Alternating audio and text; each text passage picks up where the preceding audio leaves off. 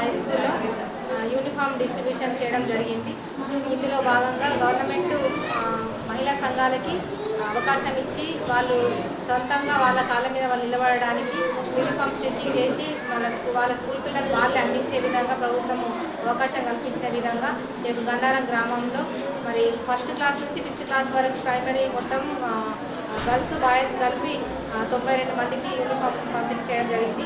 అదేవిధంగా హై స్కూల్లో 10th క్లాస్కి సంబంధించిన పిల్లలకి స్కూల్ యూనిఫామ్ పంపిణీ చేయడం జరిగింది. ఎంపీడీఓ గారు, ఎంఆర్ఓ గారు మరియు స్కూల్ హెడ్ మాస్టర్స్ ప్రజాప్రతినిధుల ఆధ్వర్యంలో మరి ఈరోజు పంపిణీ కార్యక్రమం చేయడం జరిగింది.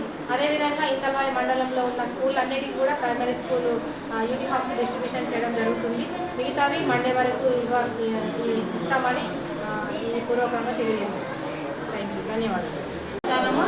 మేము మహిళలను అధ్యక్షులుగా మా గ్రామ సంఘం నుంచి యూనిఫాము ఈ కాంగ్రెస్ ప్రభుత్వం వచ్చిన శ్రీ రేవంత్ రెడ్డి అన్నారు యూనిఫామ్ గుర్తించి పిల్లలకు అందియాలని మాకు ఆర్డర్ వచ్చింది.